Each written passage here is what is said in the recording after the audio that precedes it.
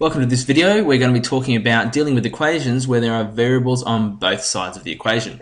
Now, as you've probably noticed with a lot of these recent algebra videos, is that there's no necessarily extra things being piled on. All we're doing is sort of looking at different situations where you can apply the same rules of algebra that you've already been using. And with this one, all we're really worrying about is how do we deal with it when there's sets of variables on both sides. And the quick answer is you just want to create an equivalent equation to only have your variables on just the one side. Okay, so we're just going to keep going, simplify, simplify, simplify until we end up with something that sort of we've seen before, and we'll work with that. Okay, a couple of things to know.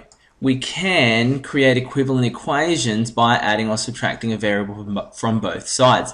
So let's just say, for instance, we had 3x equals 2x plus 5. Okay, and one of the things that we're allowed to do is that, noticing that this whole thing here is a term and this whole thing here is a term, and we just want our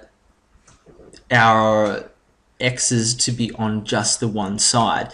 And so kind of what you're doing when you want to solve these is you look and say, well, which side has the most x on it? And well, obviously in this case, it's this one here, okay, the left-hand side. And so what we want to do is we want to get rid of the x from this side. So to get rid of this, this is a plus 2x. So to undo that, we need to subtract 2x from both sides. Now we don't just subtract 2, we don't just subtract x, we subtract 2x, the whole term, and we are left with 3x take 2x is x equals 5. Okay, so that's a really easy version, but I just wanted to show you that we can subtract unknowns, we can subtract our variables as well as our regular numbers. Okay, right, we want,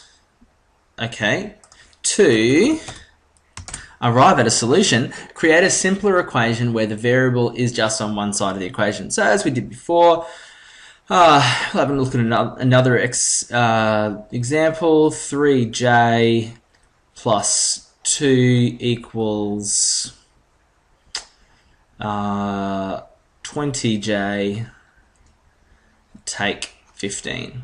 Okay, now in this instance, our most j is on this side here, so we want to get rid of the j that's on this side here. Okay, so it's a plus 3j. How do we get rid of it? Well, we're going to subtract 3j from both sides.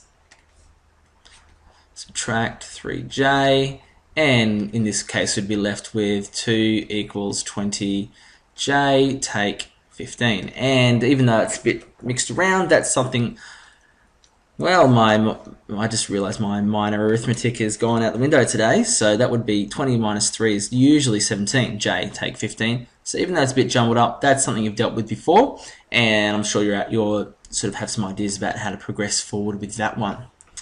I'm going to quickly fly through a couple of examples, because I think with this sort of algebra, the best thing for you to try is have a look at some examples, see how they get worked out, see the thought process behind them, and then have a go at some yourself. Okay, so solve the following equations. Here's one, 6x plus 3 equals 8x plus 6. Okay, I'm going to rewrite that. 6x plus 3 equals 8x plus 6. Right, we have a look at it. So here's some x and here's my x. We want all of our x just on the one side. Now, which side here has the most x? Well, that would be the right-hand side right here. Okay, so we want to kind of get rid of this one. Okay, it's being plussed. It's positive 8x. So to undo positive 8x, we need to subtract, to undo 6x, we need to subtract 6x from both sides. So subtract 6x and subtract 6x, and we are left with, so that's gone now, we're just left with 3 equals 8x take 6x is simply 2x plus 6. Okay, now remember, this is just another equation we've dealt with multiple times. And remember that one of the operations or things you can carry out from line to line in your algebra is you can switch sides in your equation. So we can rewrite this, if it's going to be easier for you, as 2x plus 6 equals 3. And that's probably one that you've dealt with a lot. So we'll keep rolling ahead with this one. So we want to get rid of the 6 here. So we're going to subtract 6 from both sides. And we're left with 2x equals 3 take 6 is negative 3. And finally, we are going to, this 2 is multiplying the x there, so we're going to divide by 2, and we are left with x equals negative 3 on 2. And that's fine for us to have. I'm particularly trying to put some of these examples in there because you're not always going to end up with a nice and neat integer as your solution. Sometimes it's going to be a fraction.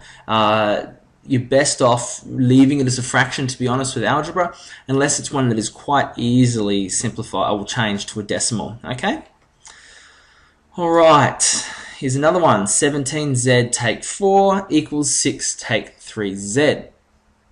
So, rewrite that for myself. 17z take 4 equals 6 take 3z.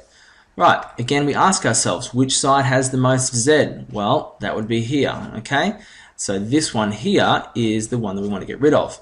So that is negative 3z, or take 3z, so we want to get rid of that, add 3z to both sides.